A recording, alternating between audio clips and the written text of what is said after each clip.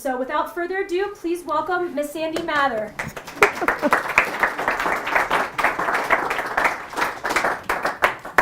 Well, thank you for coming. While I was working on my book about the saloons of Summit County, people kept asking me about the prostitutes and the gamblers. And my answer always was, they weren't all prostitutes and gamblers. But that got me thinking, who were they? Was it a male-dominated population, as was said? Where did they come from? United States? Across the pond? How old were they? What did they do when they got here? Were they married? Did they bring their families? And then, of course, I started thinking about the women. Did they want to come? Did they have a choice? Where did they come from? Did they come right away? Did they come with families? What was the social and economic environment that they faced when they got here? Did they influence it? Did they change it? So all of those things that I'm going to try to cover some of it today, and when you meet Anna Sadler Hamilton, you will hear how those things influenced her life.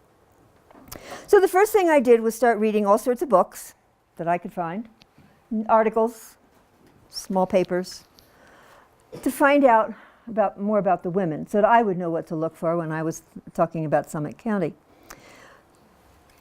Then I turned my attention to the census. Now, the 1860 census was useless. Everybody was a farmer, and everybody at a Salt Lake City post office. So they totally missed Summit County. 1870, fine. 1880, great. 1885 was a special census put on by the state of Colorado. Thank goodness, because there is no 1890 census. Everything has burned in a fire. So I had those 3 years. But with any census, of course, you have some problems. You don't know whether the data is factual.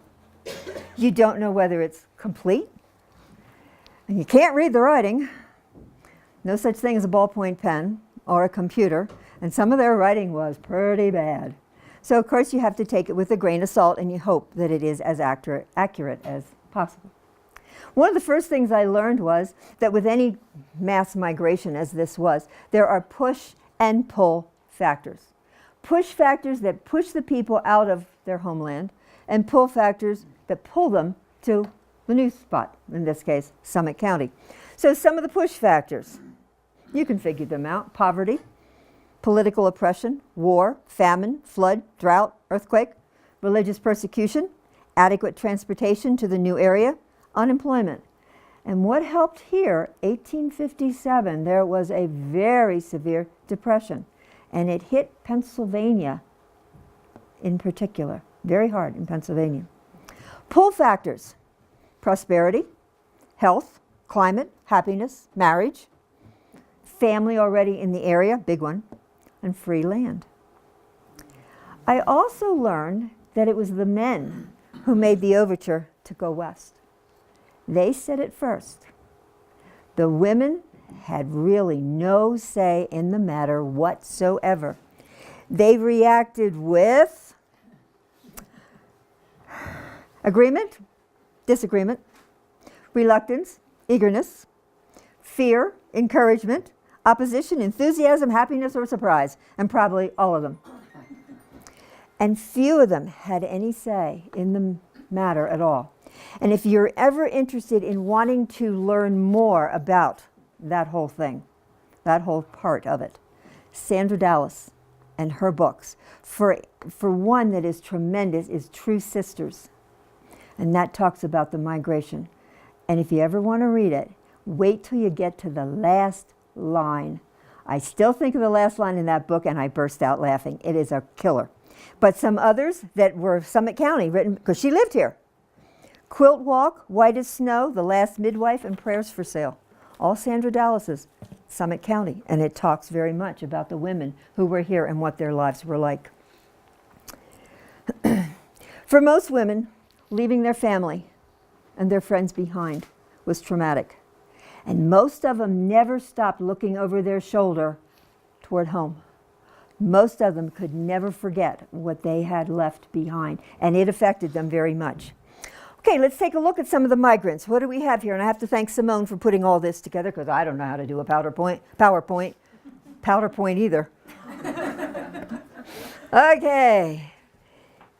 Where did they come from? Native born. Colorado, United States, Summit County. And you can see how those percentages changed over the years. I'm not going to read them. You can read them.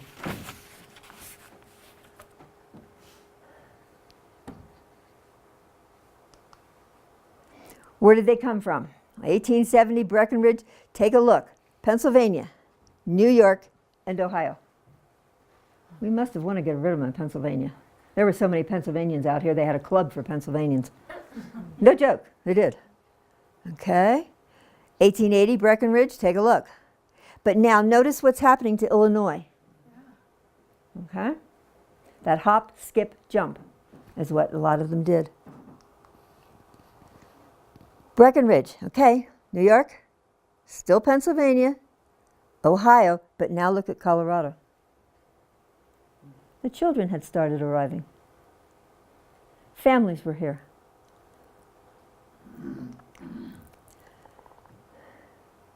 Okay, well, hang on to that one.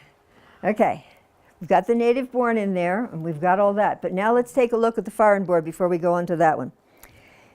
In 1860, where did the foreign born come from? Canada, Ireland, Germany, England, and Scotland. Walking down the street in Breckenridge, you heard many different languages, not all English.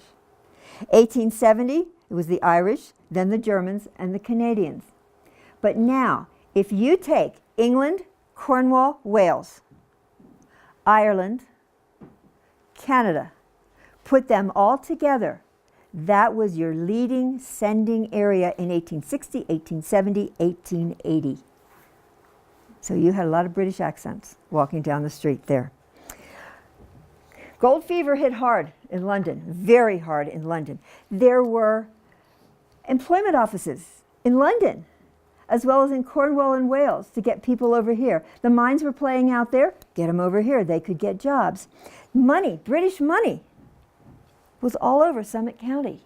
Emily Pankhurst, a woman suffragette in London, England, was bankrolled by the Wakefield mine, south of Breckenridge. And your sawmill now is on the Wakefield mine. So that is how she got her money for that. So the investment was tremendous that they had. Okay, organizations such as the Methodist Church, the Oddfellows, tell you about those migrants coming from that definite area. Okay, Germany.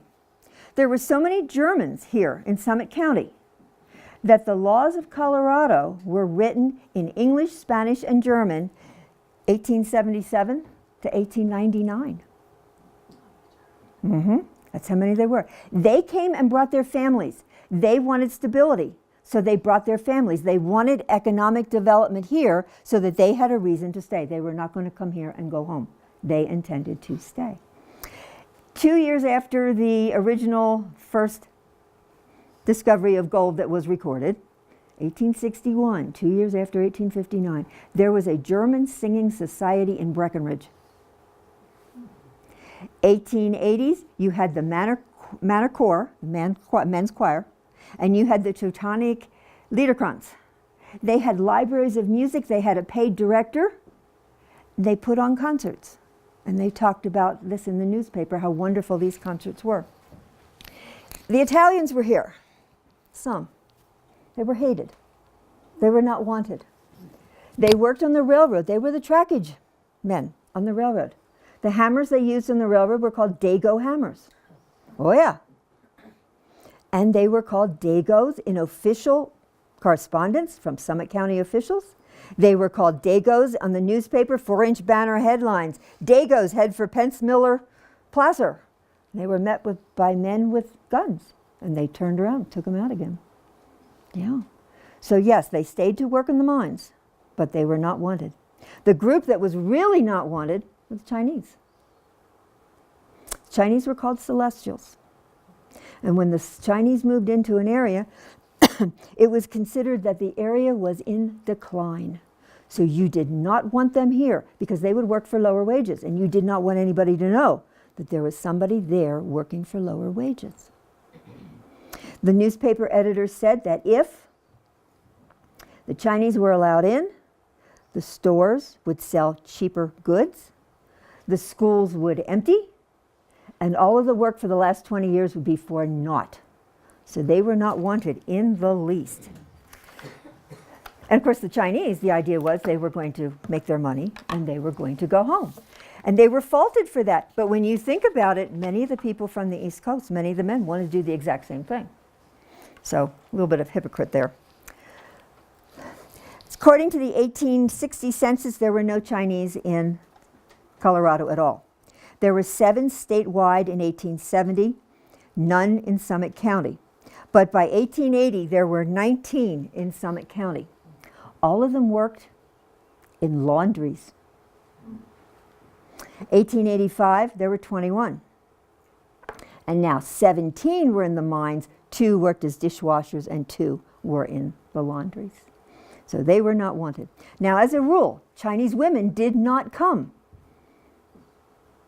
The ones that were here were the prostitutes. And very often they were bought as young babies to come over and be the prostitutes. They would train them to be prostitutes. Or indentured, get them over here to be prostitutes. Now, eventually, those Chinese men that were here wanted wives.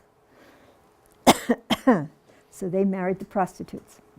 In 1885, Li Chin, age 25, I'm sorry, I said that wrong. Li Kum, at 25, married Li Chin at 52, and they both worked in the laundry in Breckenridge. So now, was she one of the prostitutes that he married?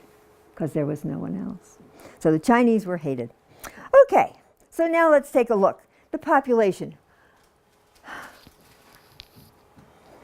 And see how much it was definitely a white Northern European ancestry. So here you have this. You can see your dates. And there's some of your Chinese in Breckenridge. Dylan, 13-2. See how busy that woman was as far as taking care of all the men. Cook, clean, wash, iron. Okay, and there's Barney Ford from Breckenridge. Dylan's getting bigger. Frisco, still an imbalance. And this is always interesting, the ratio of men to women. Because of the early mining and then how it tended to even out as the women started arriving 1885 and thereabouts.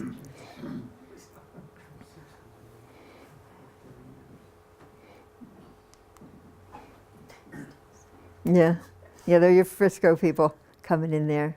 But you can see the balance, men to women.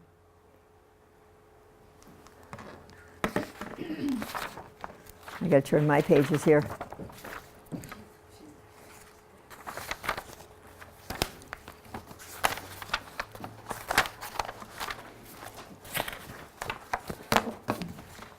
Okay. Yeah, the pyramids, the population pyramids.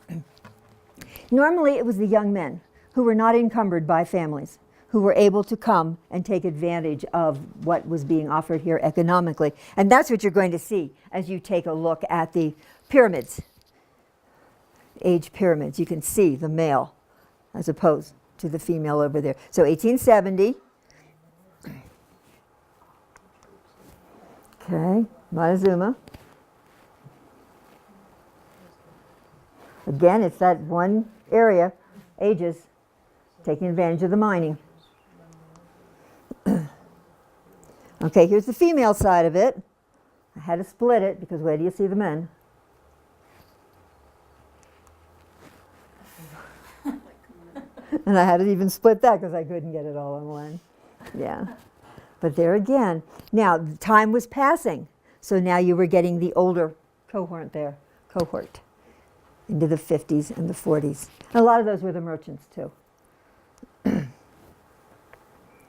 Okay, Montezuma.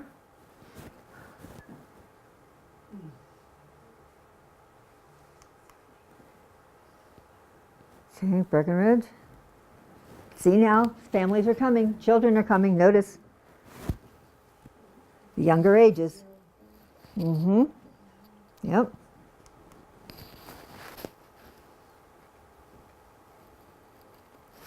Young children again.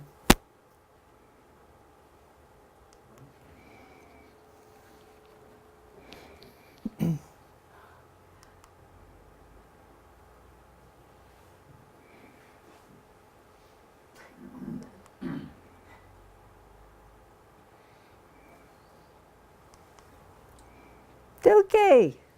Now, just as the prospectors, the other men, had to set up their own economic and social environment, the women had to do the same thing when they arrived. They wanted to counter the drinking, the gambling, and the prostitution. And in order to do so, they brought their Victorian values. And those Victorian values clashed with the environment the men had established. But the women set up schools, churches, libraries, hospitals. They had formal clubs for the women, such as the Degree of Pocahontas, the Order of Eastern Star, the Women of Woodcraft, the Rebeccas. But they also had informal clubs, a glee club, a taffy club, a cooking club, a sewing club, a thimble club, a kitchen club, a Shakespeare club, a literary club, a library club, a debating club, and that club for Pennsylvanians. So they had them all. They wanted to, again, have this networking going on, and they were very involved in that. The Temperance Movement arrived, and it hit hard in Summit County. The women had a meeting almost every night of the week, and it would be advertised in the newspaper.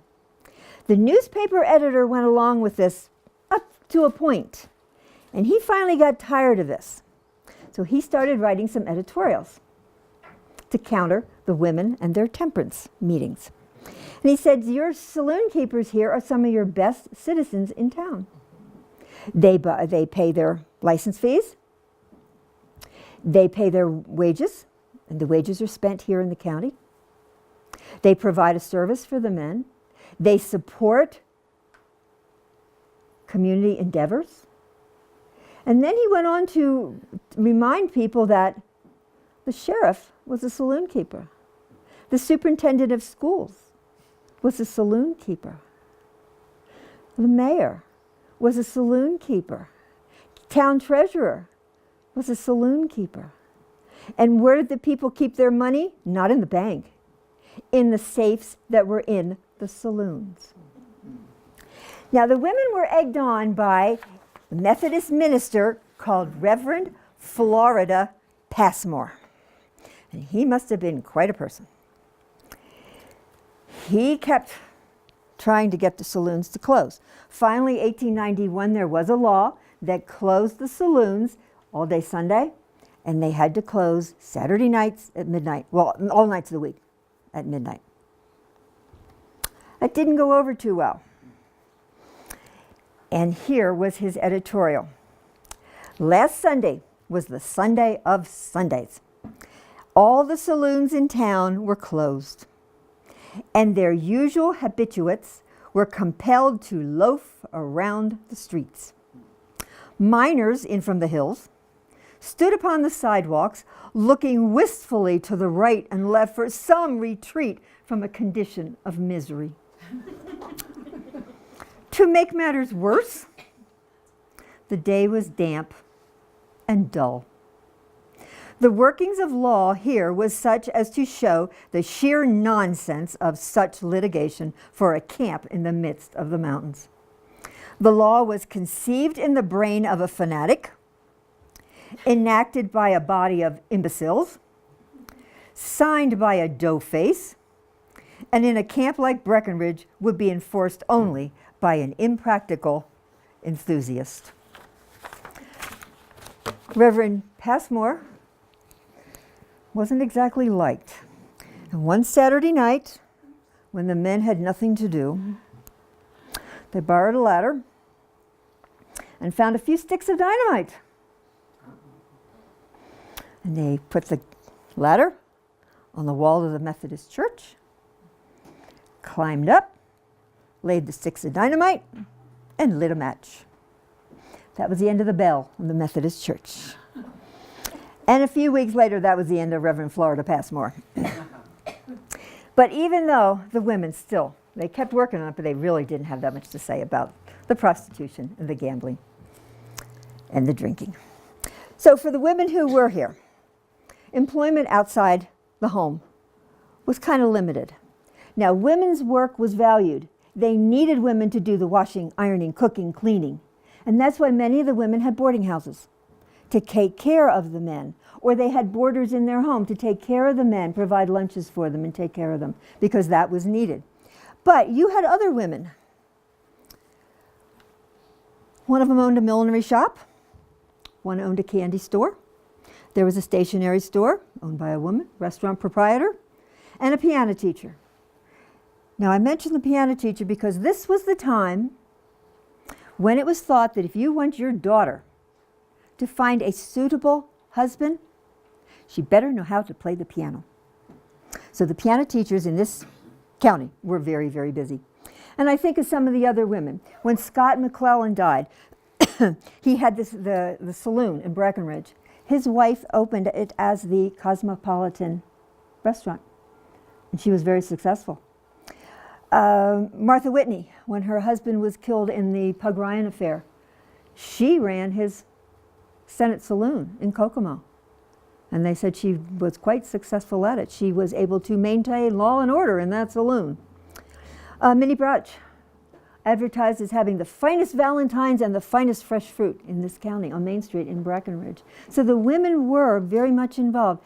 Catherine Rhodes Sisler Nolan, Catherine Rhodes from Pennsylvania, married John Sisler, and he was one of the placer miners in French Gulch. He had quite a holding. He died. So she married John Sisler. He died. There's a pattern there. But she was one of the very most respected women, and she ran that mining empire in French Gulch until she decided to sell it. So we had very strong women around here, that is for sure. Few women entered the medical profession, but Breckenridge had a woman dentist at the turn of the century. So the women did go into the medical field. Teaching was the one profession that everybody said, that's for the women. That was an extension of being a mother, and they wouldn't mind the low salaries. And yes, they did get half of the salaries that the men got in there. Yeah.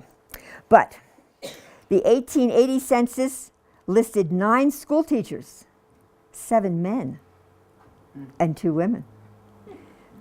1885 census listed 4 teachers, and they were all women. So it was Breckenridge, in many instances, and the county followed. But in some cases, they didn't, and it was always interesting as to how they didn't. Now, all these women were hemmed in by etiquette. Etiquette was extremely important in everything they did. One of the things we think of calling cards as being modern. There were catalogs of different kinds of calling cards in the 1880s, and the women would get them, and the newspaper would print their names on them. And if you went to visit another woman, you presented your calling card.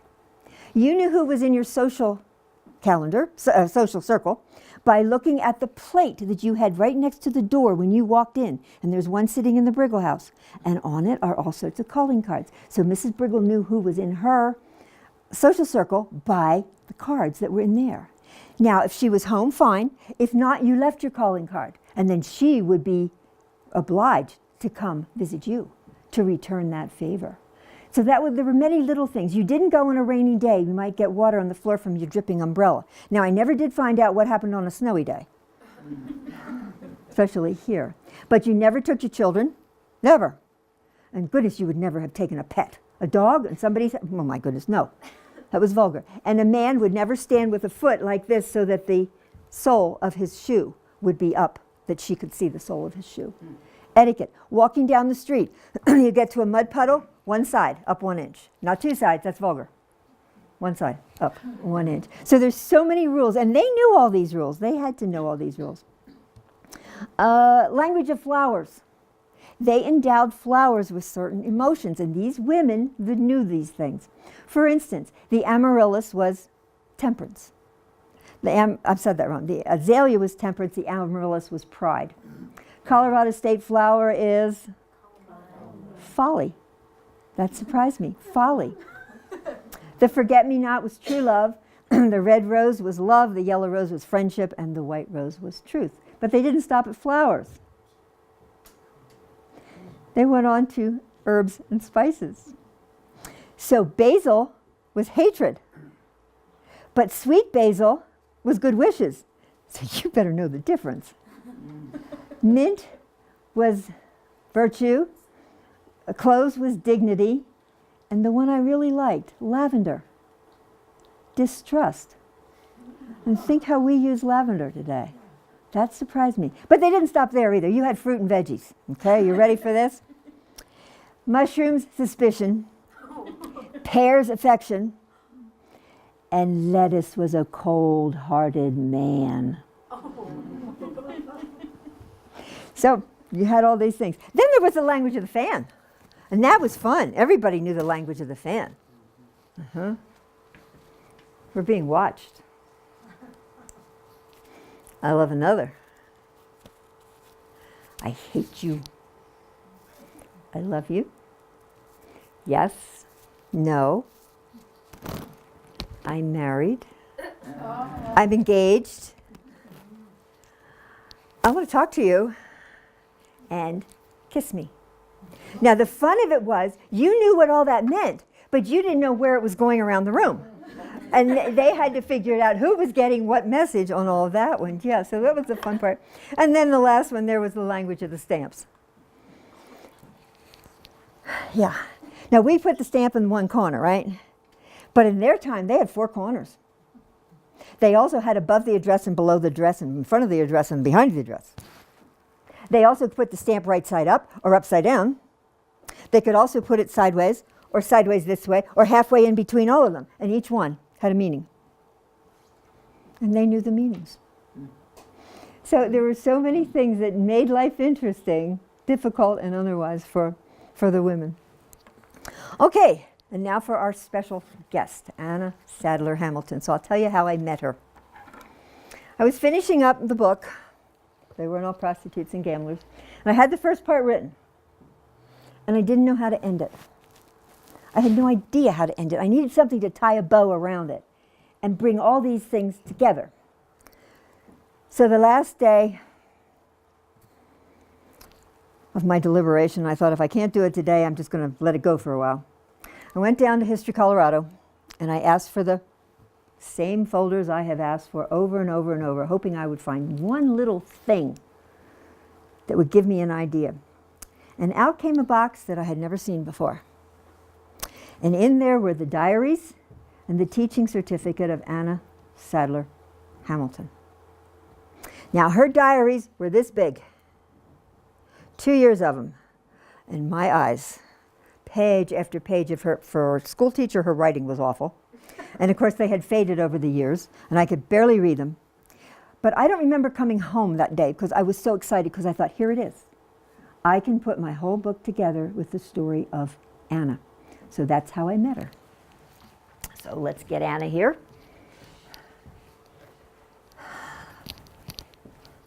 This is squished from being in my suitcase, by the way.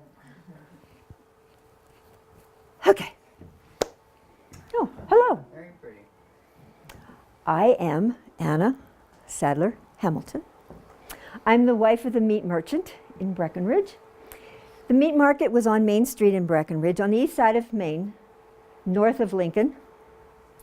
It was between Bresler's Livery and the Grand Army of the Republic Hall, almost right across the street from the Chinese Laundry. I'm from Illinois, but my family is Irish. So is Mr. Hamilton's family. Our families knew each other in Ireland. They migrated together to Canada, to Ormstown in Quebec. They stayed there for a while, and both of our parents were born in Canada, and then they moved together to Grundy County, Illinois, which is kind of southwest of Chicago. I was a school teacher. I had a certificate from Grundy County. I loved teaching. Get out of bed in the morning. I couldn't wait to get to school because I loved working with the kids, and I loved watching the kids learn. It was so much fun. It was my reason for being. I just enjoyed myself so much. But I knew when I promised to marry Mr. Hamilton that I had to leave all that and come to Breckenridge. And I didn't know anything about Breckenridge. Wasn't sure I was going to like it. And I wasn't sure about leaving my family. Wasn't sure about that at all. But a promise is a promise, so I stuck to it. I stopped teaching on January 30th to get ready for the wedding. And all of a sudden, I had no reason to get out of bed in the morning. No children, no teaching. And I missed them so terribly. All we did was sit and sew. I hate to sew. It's not fun. It's not challenging. That's all we did for a couple weeks. Mr. Hamilton and I were married on February 11th, 1885, in my parents' house. Now, that was totally normal. You didn't get married in church. You got married in your parents' house or in a friend's house. I was really worried that he wasn't going to make it because there had been a terrible snowstorm in Colorado, and there had been a terrible snowstorm the day before the wedding. And I was sure he wasn't going to make it, but he did. He got there. Everything was fine for the wedding. And then I had to face the final packing and face leaving my family. The tears started to flow, and the next morning when we got on that train, I tried to hold back the tears. I didn't do too well. But we got on the train. I said those goodbyes, figuring some of those people I'd never see again. The train ride was okay. It wasn't the most comfortable thing, but it was a heck of a lot better than walking across the prairie next to a covered wagon that a lot of women had to do in the earlier years. We made it to Denver, and we got to Denver. I fell in love with the city. I loved that place. All the hustle and the bustle, the people in the streets, the wagons, the carriages, and the construction going on. Buildings that had 4 and 5 stories to them. We didn't have that in Grundy County. I loved it. So I would go out during the day while Mr. Hamilton was at his meetings, and I would explore a little bit around the hotel. And then at night, after his meetings, he would show me some of these special sites that were in Denver, and I just loved Denver. But the day came. I had to get on that little narrow gauge train, head for Boreas Pass and Breckenridge. Well, that little engine started to climb.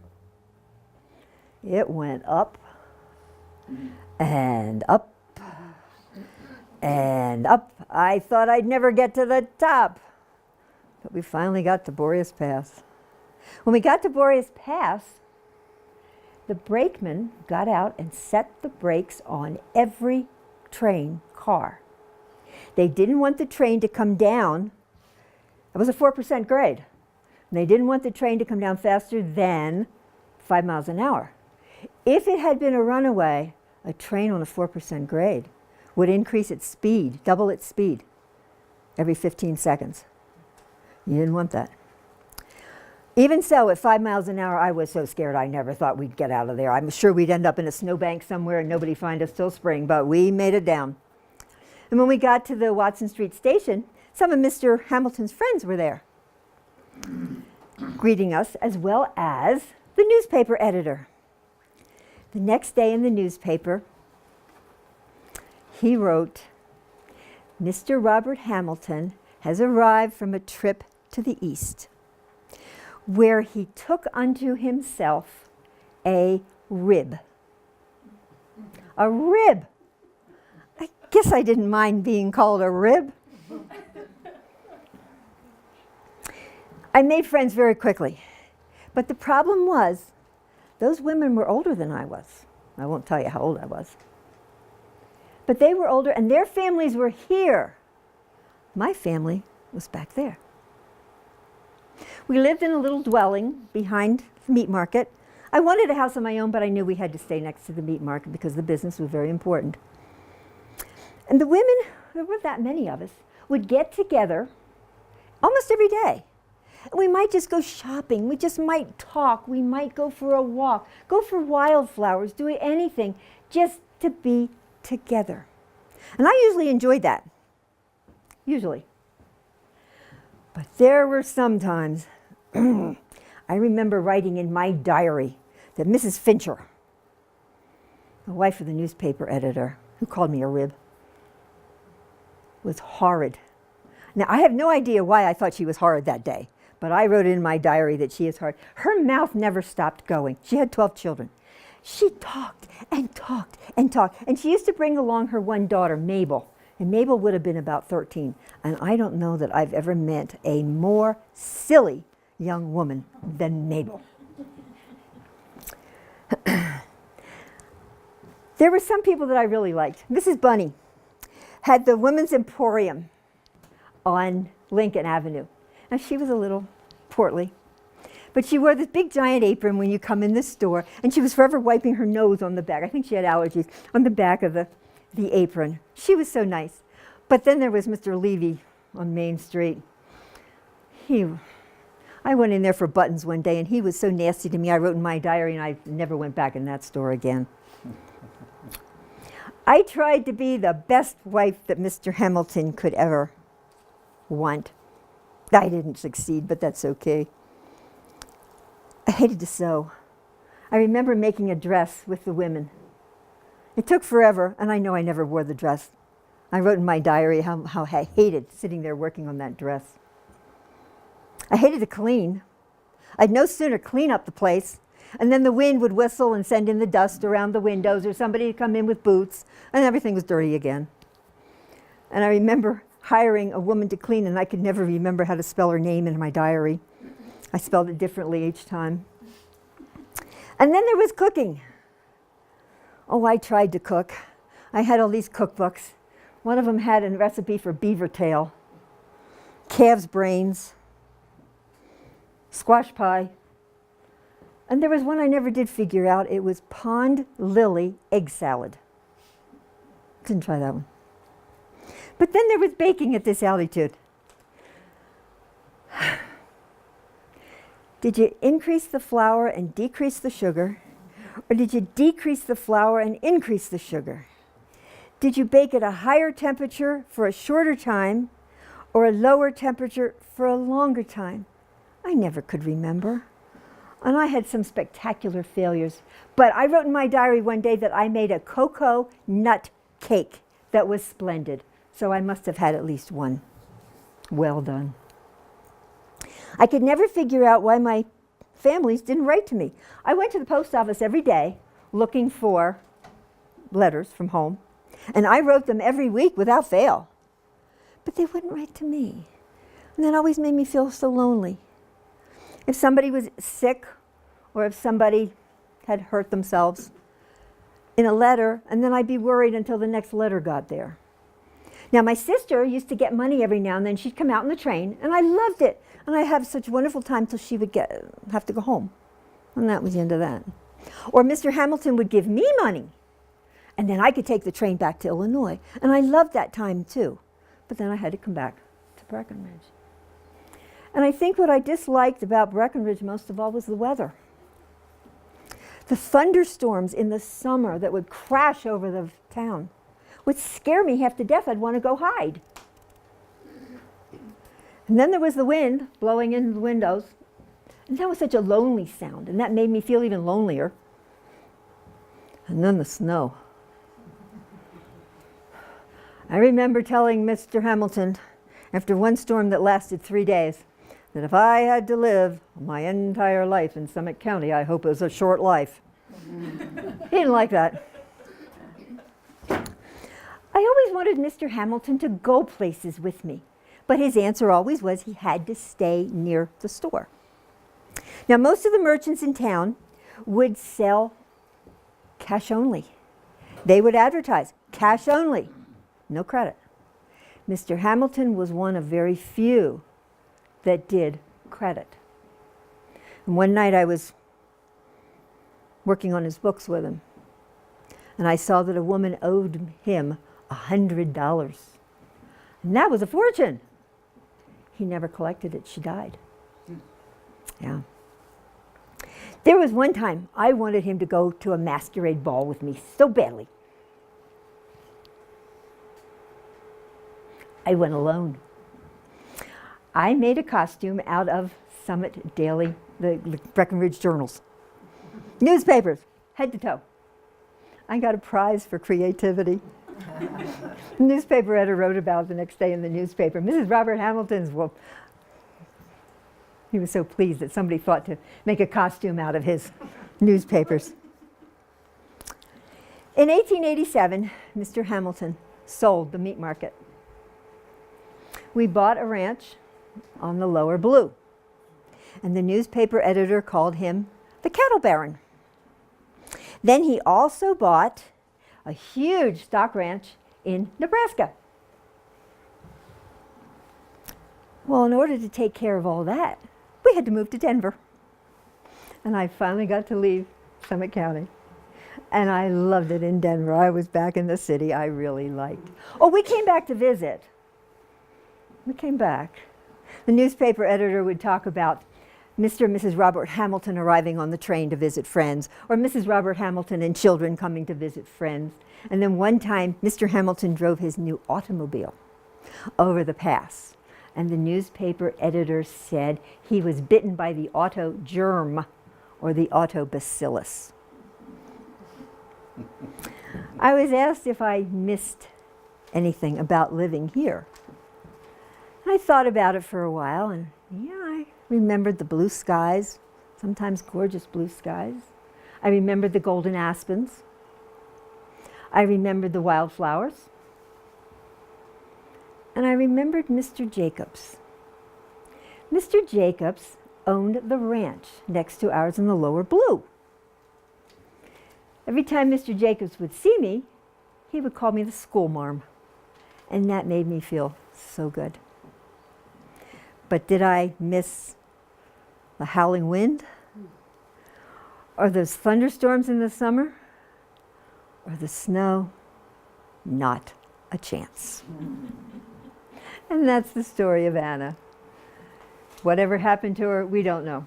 We have no idea. Can't follow her in the census. She's gone. And I've had all sorts of people try to find her. Trained genealogists try to find her.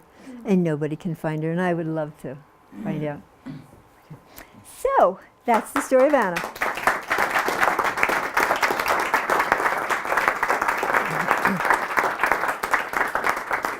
Any questions? I can. Yeah. How do they define mulatto? Oh, that's a good question. Half-half. Half Negro, half white. Right. Yeah, yeah. I have that right, don't I? Yes, yeah, yeah. See it defined other ways. Yeah, okay. Then thank you for coming. Thank you. And I better say farewell. Yes, I will see